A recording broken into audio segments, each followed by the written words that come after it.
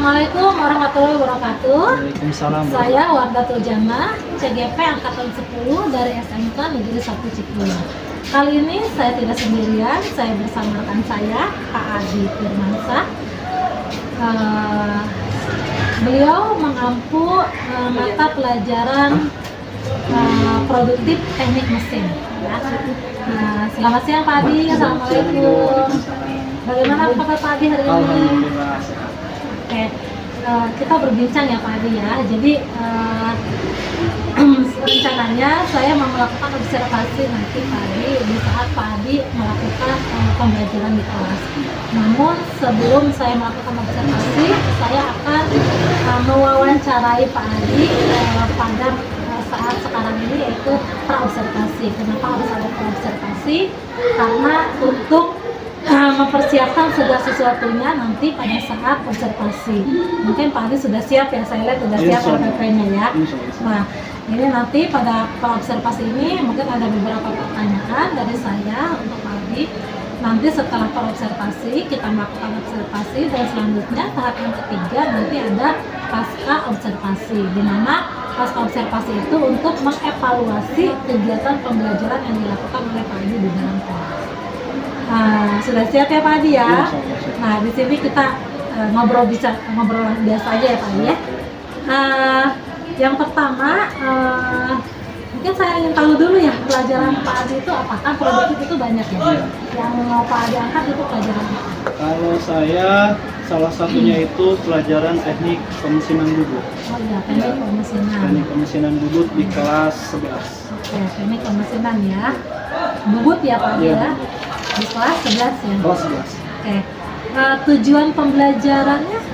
Kalau tujuan pembelajaran yang sudah saya buat itu yang pertama melalui diskusi dan menggali informasi. Jadi peserta didik itu dapat memilih tentang kecepatan putar mesin bubut untuk berbagai kecepatan potong bahan. Jadi karena mesin bubut itu kan bergerak memutar, dan kecepatan pada mesin bubut itu bisa kita atur sesuai dengan bahan yang akan kita kerjakan. Dengan apa? Alat apa? Ada alatnya? Kalau misalkan untuk bubut, kita pasti menggunakan mesin bubut gitu kan, bahan berbentuk baja silinder, terus juga kita membubut menggunakan pahat bubut. Jadi ada tiga alat ya. Ada mesin bubut, ada pahat ya, ada baja silinder ya. Selanjutnya area pengembangan yang hendak dicapai oleh Pak Adi itu apa? Area pengembangan yang hendak dicapai di sini kita melihat setiap peserta didik kan pasti harus bisa membubut, dan yang benda kerja yang dibubut itu modelnya atau macam-macamnya kan beda. Ada yang ngebubut kayu, ada yang ngebubut baja gitu kan, atau besi, itu kan beda tingkat kekerasan dari benda kerjanya juga beda-beda gitu kan. Makanya di sini kita akan menggali atau untuk supaya siswa itu tahu berapa kecepatan yang kita gunakan untuk membubut menggunakan baja, menggunakan yang bahannya kayu atau besi ataupun aluminium gitu. Berarti saya konfirmasi lagi ya Pak Adi ya, berarti area pengembangan yang hendak Pak Adi capai itu bagaimana kecepatan dalam membubut ya, tergantung dari bahannya. Ya. Tadi ada kayu, baja ya. Oke, baik Pak Adi. Yang selanjutnya ini yang terakhir mungkin ya Pak Adi ya. Nah, strategi yang dipersiapkan dalam pembelajaran ini. Strategi yang dipersiapkan sebelum kita praktek ya, sebelum kita praktek kita belajar dulu di kelas menggunakan metode diskusi gitu kan, karena setiap peserta didik kan tingkat kecerdasannya berbeda-beda. Kadang ada yang bisa paham dengan yang disampaikan guru atau bahkan lebih paham yang disampaikan oleh temannya. Jadi kita pakai diskusi bagi kelompok, nanti di sana mereka menyelesaikan masalah atau soal yang saya lakukan dengan model pembelajaran problem based learning. Nah ya, pakai model pembelajaran problem based learning dengan cara diskusi. Nanti di situ saya memberikan LKPD lembar kerja peserta didik yang di dalamnya itu tentang menentukan kecepatan putar pada mesin bubut. Nah, nanti kalau misalkan mereka sudah bisa teorinya bagaimana menentukan kecepatan putar pada mesin bubut, karena di situ juga ada menghitung dengan rumus tertentu. Ya, ada hitungan. Nanti ketika mereka sudah dapat teorinya, bisa ketika menghitung menggunakan kecepatan pada mesin bubut, baru kita lanjutkan ke model pembelajaran project based learning. Kita langsung praktek dengan menggunakan mesin. Berarti pada awal-awalnya diskusi dulu dengan menggunakan model pembelajaran basic learning atau masalah ya, Masalah. Nah, di sini kan ada tadi menurut Pak Adi kan ada beberapa anak yang berbeda lah ya, ada yang tingkat penangkapannya mungkin ya. cepat, ada yang lambat. Nah, bagaimana bisa membedakan itu Pak Adi? Jadi Dengan cara apa? pertama kita belajar seperti biasa ya, menggunakan metode ceramah gitu kan, menyampaikan informasi yang kita sampaikan lewat PowerPoint, terus juga lewat video gitu kan, menggunakan infocus. Nah, nanti kalau misalkan mereka belum paham juga, biasanya kan buka sesi tanya jawab. Nah, setelah itu kalau misalkan masih ada yang belum paham, nah, ada beberapa yang paham, kita pisahkan yang paham itu dan kita bagi kelompok. Oke, berarti pembelajaran berdiferensiasi. Ya memang ya, sekarang itu ya harus berdiferensiasi ya Pak Adi ya, karena kan kita tidak memberikan materi sama ya, sesuai dengan kebutuhan dari peserta didiknya, karena kebutuhan peserta didik itu berbeda-beda kali ya, betul. Saya setuju ya. Nah, yang selanjutnya tadi udah ya model pembelajarannya, basic learning, setelah itu project ya. Mungkin kan ini nanti lebih ke praktek ya Pak Adi ya, kalau saya lihat itu praktek. Nah, selanjutnya kan di sini tentunya ada bahan dan alat ya. Apa aja itu kira-kira? Kalau bahan dan alat biasanya untuk SMK itu kita menggunakan aluminium, kalau enggak batang silinder yang ST37 atau ST41. Terus juga ada pahat bubut. Pahat bubut juga kita menggunakan yang insert atau yang masih manual ya. Terus untuk mengukur diameter benda kerja itu juga kita membutuhkan jangka sorong ya kan. Jangka sorong karena itu juga untuk melihat benda kerja seperti apa yang kita buat, karena pasti ada yang namanya ukuran. Terus juga butuh kayak kuas untuk membersihkan benda kerja yang dibubut gitu kan, atau pelumas supaya benda kerja yang kita bubut itu tidak panas dan tidak pakai. Itu ya. Wah, saya menarik nih ya Pak Adi, soalnya kan saya bukan di produktif ya, apalagi di mesin ya. Berarti kan di sini lebih banyak project nantinya. Oke. Mungkin nanti ketika kita observasi rencananya tadi masuk ke kelas dulu kali ya, dengan tadi diskusi ya. Berarti kita sepakati dulu sekarang, berarti nanti saat observasi saya mau observasi Pak Adi pada saat Pak Adi ada di kelas, bukan di LPS ya. Betul. Nah, karena kan kita ini yang kita bicarakan ini adalah observasi pada saat Pak Adi ingin melakukan pembelajaran di dalam kelas. Tadi dengan menggunakan model pembelajaran basic learning, problem learning atau berbasis masalah, dan selanjutnya ada project ya, dan selanjutnya ada project ya, seperti itu. Jadi yang selanjutnya yang saya tangkap tadi yang dikembangkan di sini adalah kecepatan ya, pada saat melakukan proses bubut ya. Terus alat dan bahan tadi ada banyak ya, banyak alat dan bahan yang digunakan. Namun di sini saya cuman ingin tahu alat dan bahan atau media yang digunakan pada saat nanti kita melakukan observasi di kelas. Kalau misalkan media yang digunakan itu hanya menggunakan PowerPoint gitu ya, pakai laptop gitu kan. Terus juga nanti ada, selain saya menjelaskan menggunakan PowerPoint saya, itu nanti mereka juga akan ada video pendukung tentang bagaimana menentukan kecepatan pada mesin buku. Jadi itu untuk pembelajaran nanti pada saat kita melakukan observasi ya di dalam kelas ya, dengan menggunakan metode diskusi. Oke, baik Pak Adi. Mungkin itu ya Pak Adi ya, sementara percakapan kita pada saat sekolah observasi. Nanti selanjutnya kita akan melakukan observasi di dalam kelas. Terima kasih ya Pak Adi atas waktunya. Mudah-mudahan nanti ke depan pada saat observasi dan pasca observasi kita berikan kemudahan dan kelancaran. Tentunya diberikan kesehatan oleh Allah. Iya, Pak. Terima kasih. Semoga Pak Adi ya. Assalamualaikum warahmatullahi wabarakatuh. Waalaikumsalam.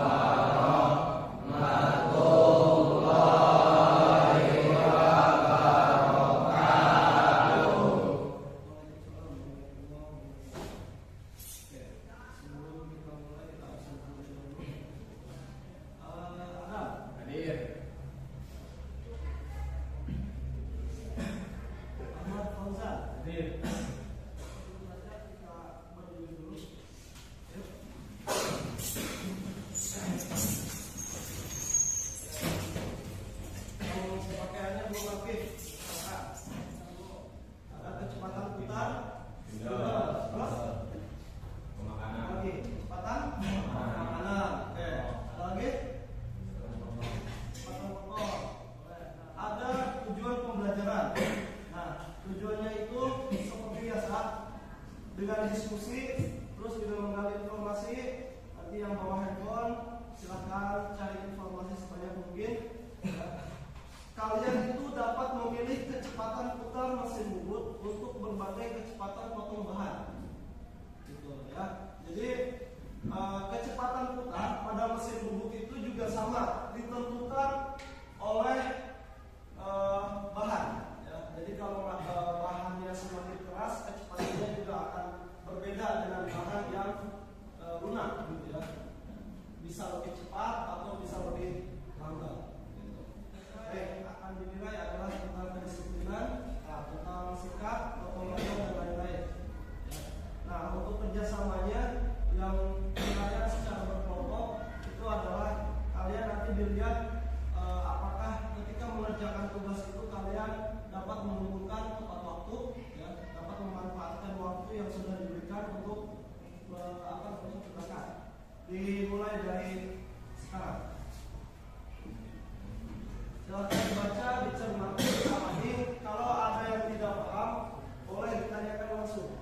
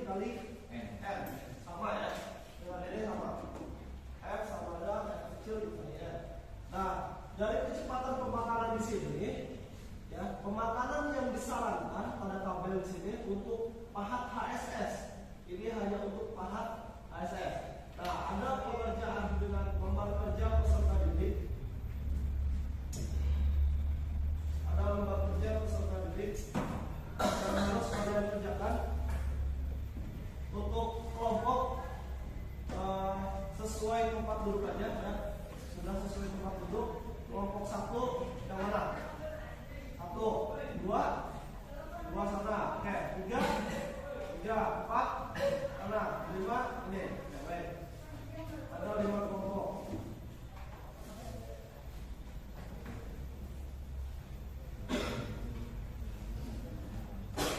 Oke, di sini saya mempunyai lembar kerja peserta didik yang harus kalian isi, ya.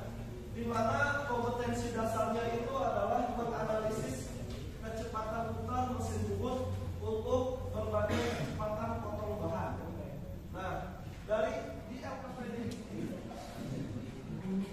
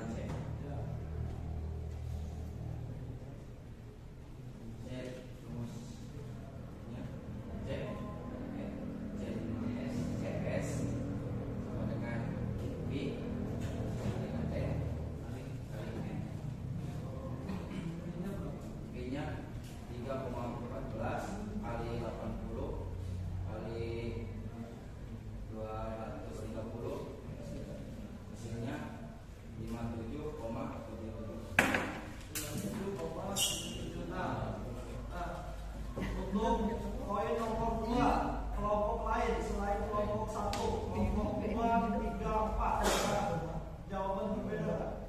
Kebanyakan 57,7 kelompok lain, kelompok 3 ada enggak? Nah, oke, yang lain 4, 5, 4 dan 3 atau 2? Oke, baik. Jadi jawaban untuk nomor 2 itu adalah 57,77.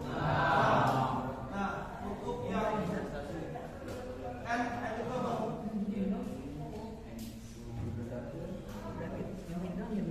itu apa?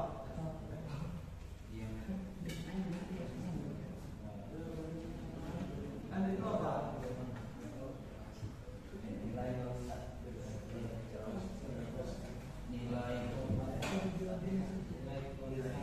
Nah, perhatikan rumusnya adalah V dikali J dikali N. Nah, V-nya berapa? 14. D-nya itu apa? Berapa diameternya? 80 dari mana?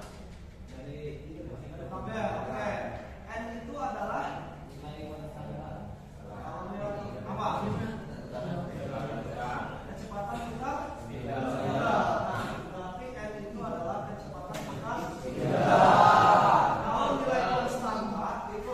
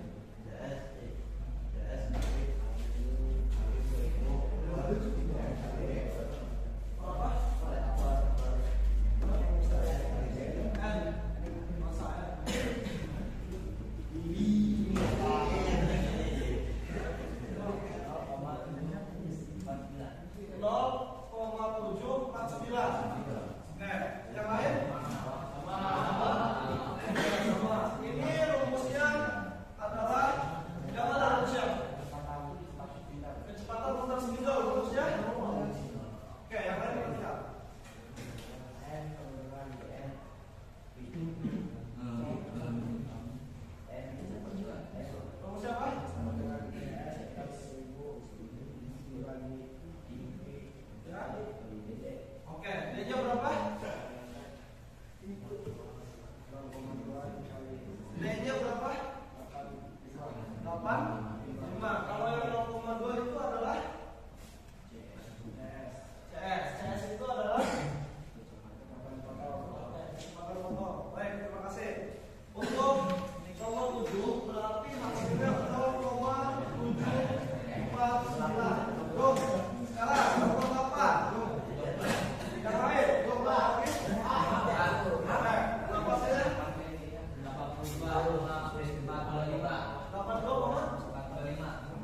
425. Sama?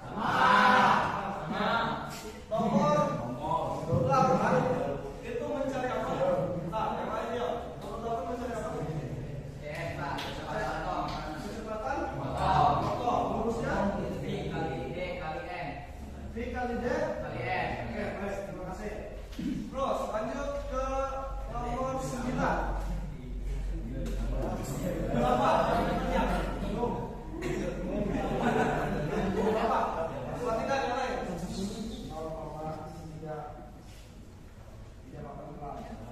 Berapa? Ada yang beda? Kecepatan putar mesin bubut untuk melakukan pemotongan atau penyayatan. Ya.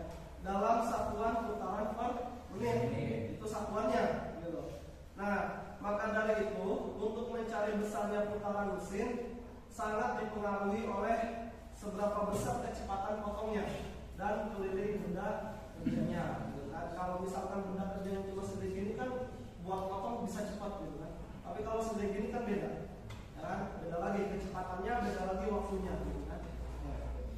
Terus kecepatan putar mesin dapat dihitung apabila kecepatan potongnya telah diketahui gitu kan. Nah, kalau misalkan kalian mau nyari kecepatan putar mesin itu, kalau mau menghitung kecepatan putar mesin itu kecepatan potongnya harus diketahui terlebih dahulu. Kecepatan potong. Oke, rumusnya apa tadi?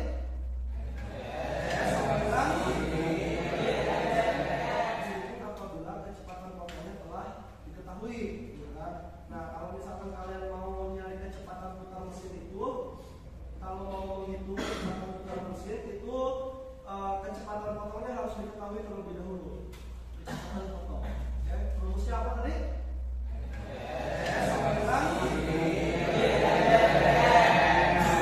Rumusnya CS sama dengan V dikali D dikali N.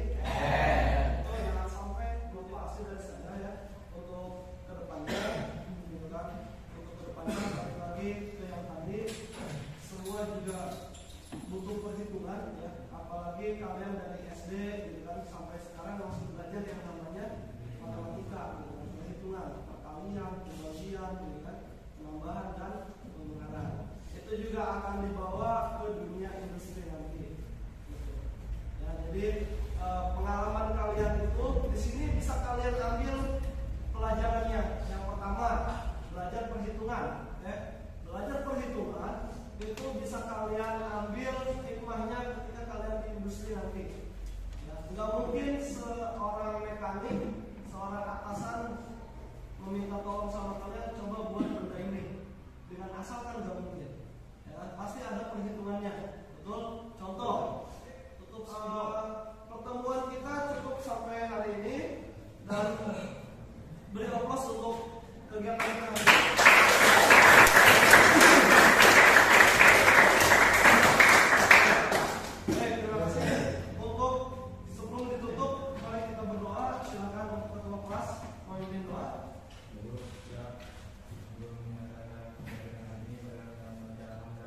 Amin.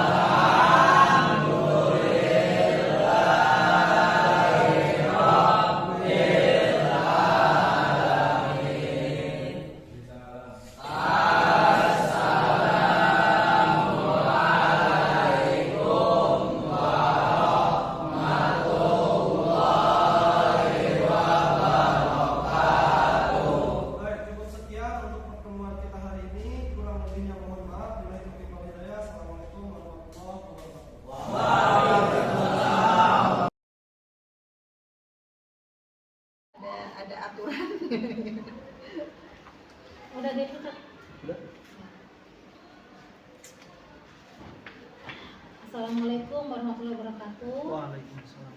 Selamat siang Pak Adi, Ibu. Bagaimana kabar Pak Adi? Alhamdulillah, luar biasa sehat. Alhamdulillah baik Pak Adi. Tadi kita sedang melakukan observasi ya di kelas. Sekarang saatnya kita untuk melakukan pasca observasi. Kebetulan dihadiri oleh pengajar praktik ya Pak Adi. Ini pengajar praktik. Ini Pak Adi Bu yang mengajarkan subjek. Langsung aja ya Pak Adi ya. Pada pasca observasi ini yang pertama refleksi ya. Ini bagaimana perasaan Pak Adi setelah melakukan pembelajaran tadi di kelas? Perasaan saya setelah melakukan pembelajaran gitu ya, jadi sangat senang karena kita menghadapi berbagai macam siswa ya Bu, ya, dengan karakter dan pemikiran yang berbeda-beda. Di situ juga kita harus bisa menyatukan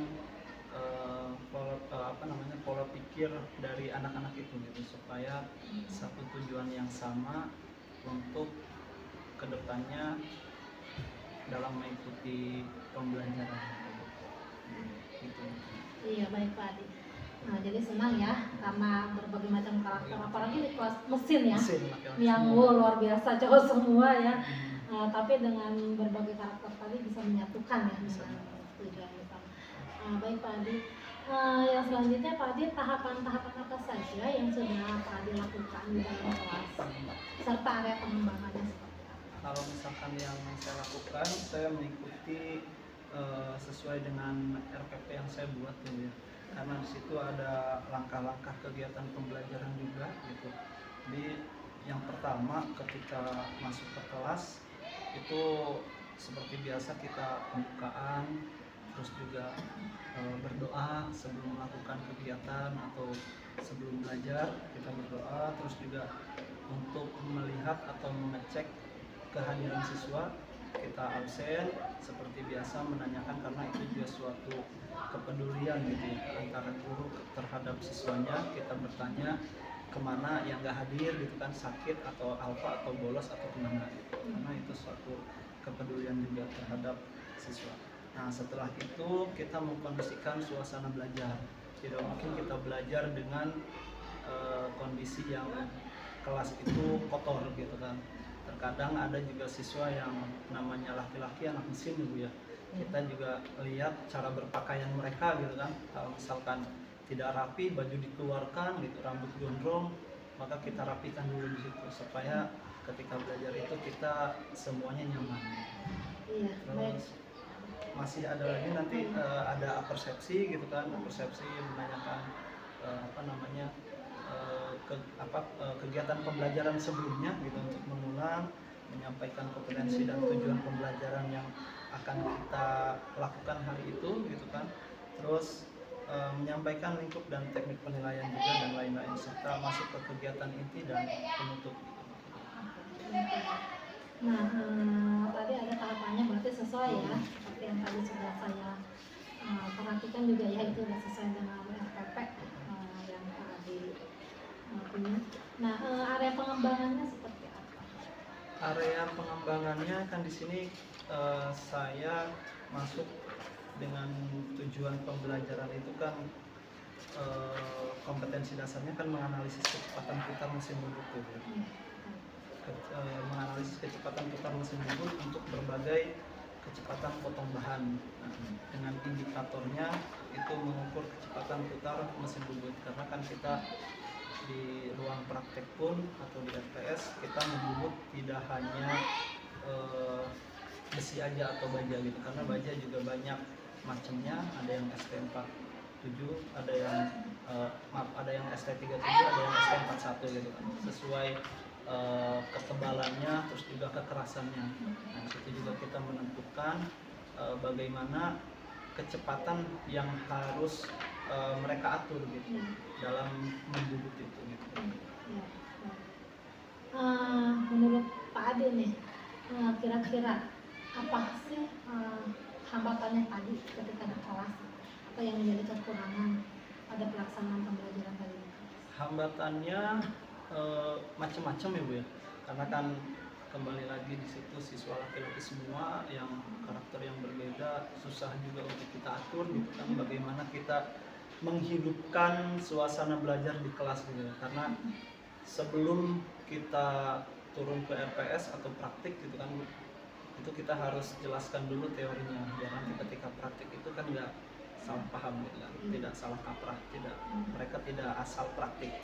Jadi mungkin hambatannya kalau masalah di kelas itu masih apa ya namanya, kurangnya numerasi terhadap siswa gitu. Peserta didik itu masih kurang karena kita harus mengulang bagaimana perkalian dasarnya kita cek dulu gitu kan, penjumlahan kan tidak hanya penjumlahan yang angka-angka biasa gitu kan, yang sederhana, ada juga yang koma-koma gitu kan. Terus juga di dalam rumus kita menggunakan satuan pengukuran kan milimeter, anak-anak kan taunya kilometer, sentimeter gitu kan, makanya di situ kita harus ubah dari senti ke mili atau dari meter ke mili gitu kan.